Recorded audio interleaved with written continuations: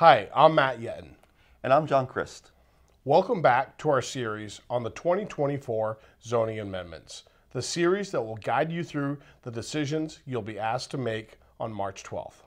In this video, we'll examine zoning amendment number 2, concerning the use table by reading the ballot text, describing the reasons for the amendment, and then explaining a bit more about what the amendment would change if it's approved. Amendment 2, the use table. Are you in favor of zoning amendment number 2 as proposed by the Planning Board to amend the Plymouth zoning ordinance as follows? Amend Article 3, Section 304 to change the table of uses by updating names of certain uses for clarity. Change multifamily dwellings not exceeding 6 units from a special exception to a permitted use within the multifamily residential zoning district.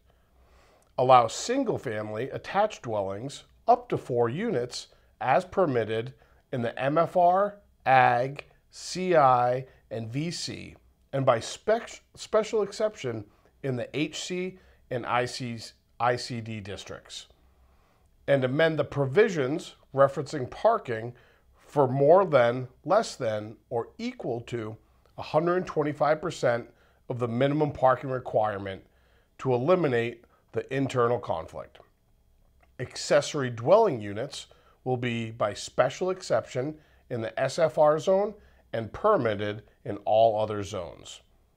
Remove cluster residential development and replace with open space residential development, and add a footnote to the table of uses to refer to the Plymouth subdivision regulations for regulations that apply to the open space residential developments.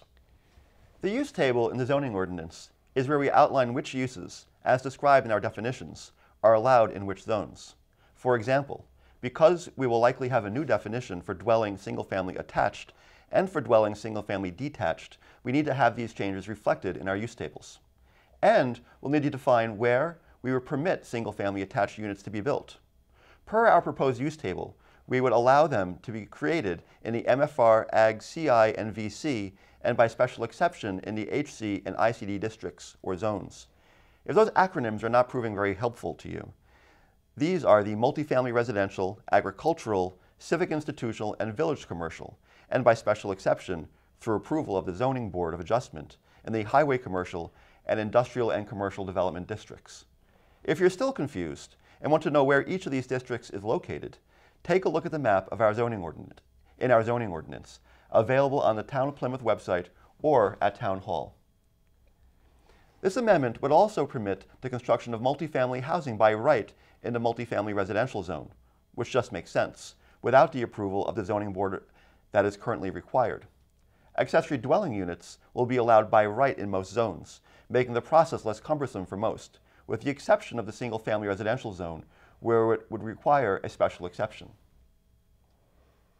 In addition to these changes, this amendment would also remove confusing language about parking requirements, replace a reference to cluster residential development with open space residential development, also referred to as OSRD, to maintain internal consistency with regards to definitions and their names, and add a footnote indicating that ORSD will be regulated via a separate document, our subdivision regulations.